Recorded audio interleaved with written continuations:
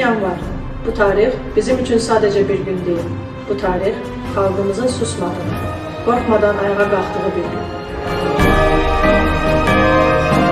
Bu gecə silahsız insanlar tankların qarşısına çıxdı. Çünki söhbət torpaqdan yox, şərəf və azadlıqdan gedirdi.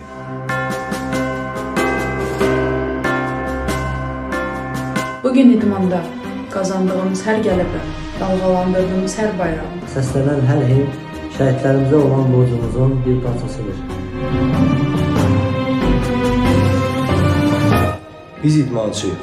Mübarizəni, dözümlüyü, sona qədər döyüşməyi yaxşı bilirik. Bu gücü bizə şəhidlərimiz veribdir.